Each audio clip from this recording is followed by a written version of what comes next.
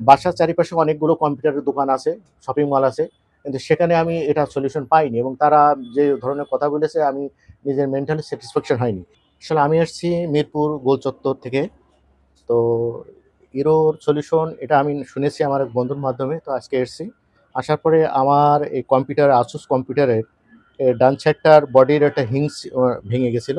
তো ওনাদেরকে দেখানোর পরে বললে যেটা সলিউশন করা সম্ভব এবং ওনারা ওটা করে দিলেন অ্যাজ ইট ইজ, মানে একেবারে আগে পূর্বের অবস্থায় করে দিয়েছে এবং আমার ল্যাপটপটা মনে হচ্ছে এইমাত্র মার্কেট টাইম কিনেছি। তো ওনাদের কাজের এবং কথা কাজের পুরো মিল আছে এবং গুণগত মান যে ভালো, আমি এটা এখন আমি না, আমার মতো অনেকে এখানে এসছে দেখছি এবং এটা আমি তো নিজেই আমার খুব ভালো লাগছে যে মনে হচ্ছে যে আমি এইমাত্র বোধহয় শোরুমের থেকে ল্যাপটপটা নিলাম।